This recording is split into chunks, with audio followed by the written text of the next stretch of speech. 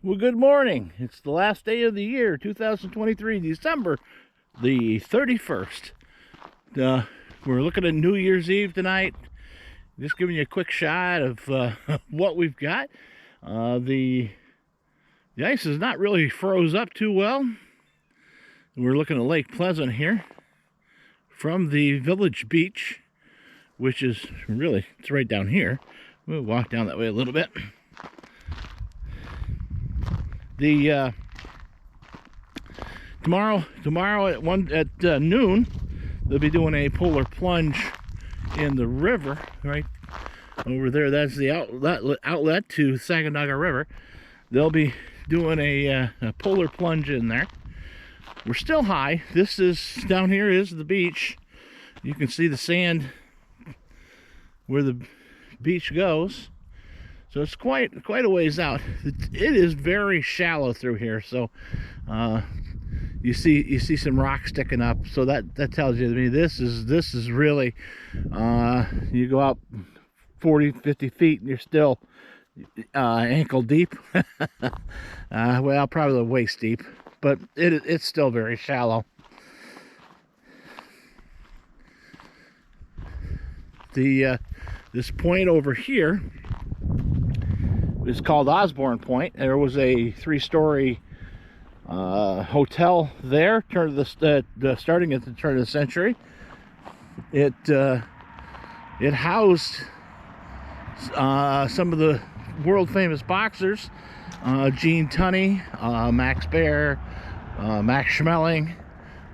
They all trained here right after the First World War, between World War I and World War II. The last was Max Schmeling was here until 1937, when he was recalled back to Germany, and that pretty much ended the boxing era in there. But on that point, there was the hotel.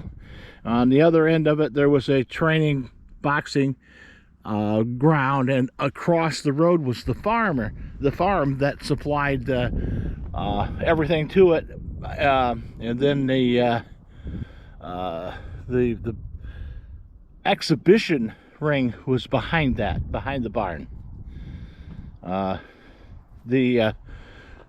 This little Osborne Point here goes over, and then there's a small section over there they call the Gene Tunney Park. I'm not really sure, what the story on that was, but that's some people thought that's where the boxing ring was, and it isn't. So just a look, and we're supposed to have some snowmobile races coming on this lake on the 27th of January. And it's not looking real well. This is not very thick ice. So although on Friday we had a rescue call to Lake Abernathy up in Indian Lake, as we were back up for a man through the ice. So supposedly there's, in some spots in the ice, there is 3 to 4 inches of ice up there, and people are out ice fishing. That is crazy. But all ended well. The guy was out of the water. The Lake Abernathy, where the spot that he wasn't very deep, but the problem is if you go under the ice, you can't really come up. So then it turns in from a rescue to a recovery, and that it takes more manpower to do that. So in the summertime, this is the section in here where the lifeguard sets, the lifeguard stands. Of course, they take all that out for the wintertime because the snowmobiles are coming back and forth and running up and down here. So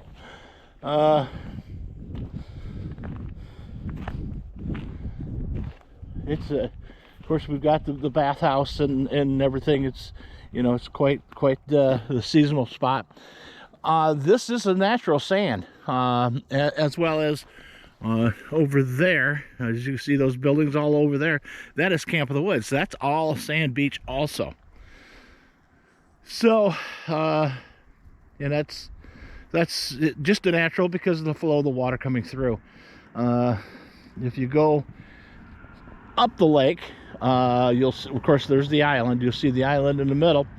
You go up the lake and back off to the right is where it flows in from the Sacandaga Lake. Then that's the headwaters of the Sacandaga River, which then feeds this, which then feeds Lake Algonquin in Wells, joins a couple other branches of the Sacandaga River, and ends up in the Great Sacandaga Lake, which is not a lake, it is a reservoir, and it's one of the largest man-made lakes in New York. That was made back in the 30s for flood control for New York City and the Albany area. The lake bottom of the Great Sacandaga Lake is owned by a group of elected officials. So that's pretty much all that I've got right now. I did tell you that let me swing around here.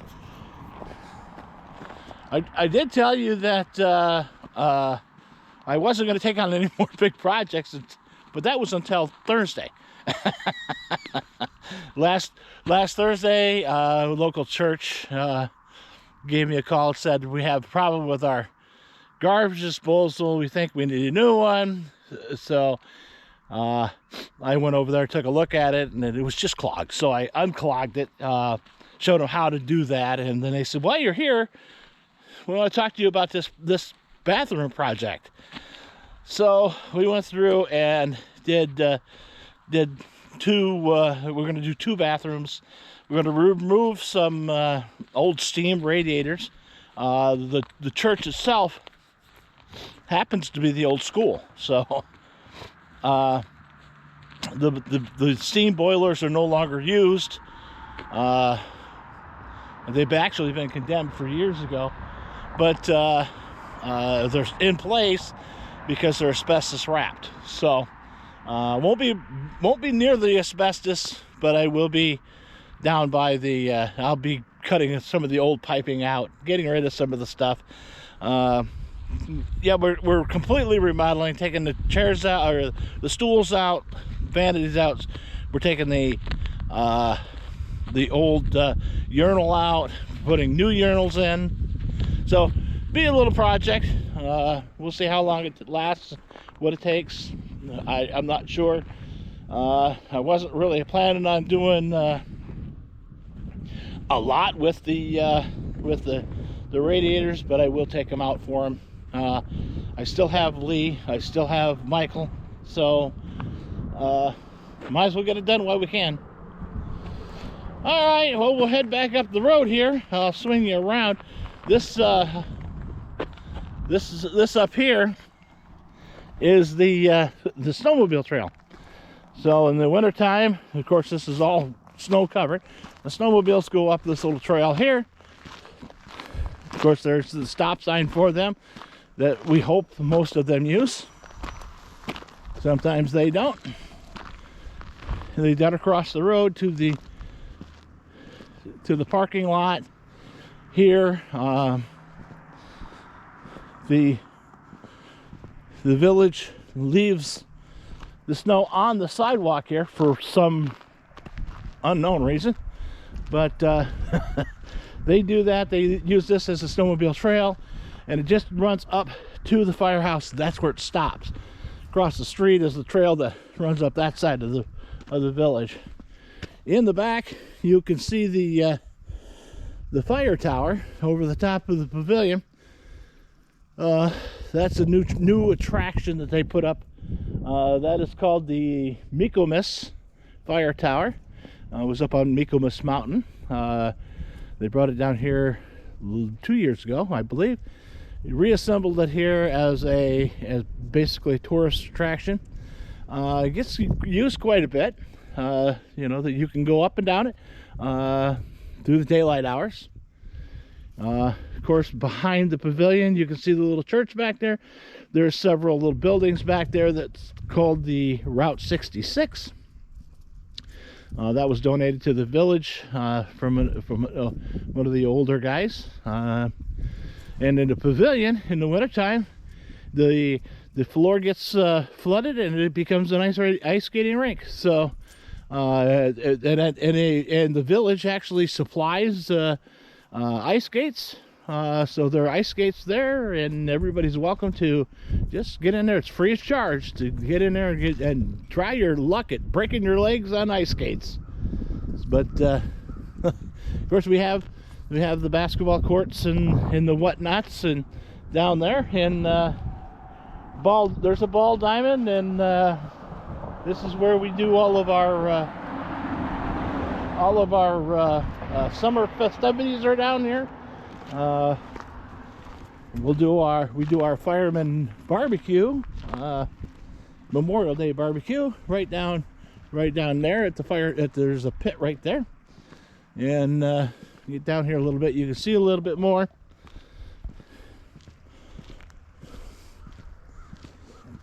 Over there is the fire hall.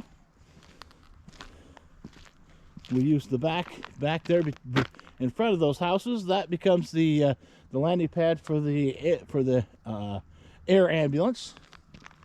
And over here, right where those signs are, is the boat ramp that you could get a boat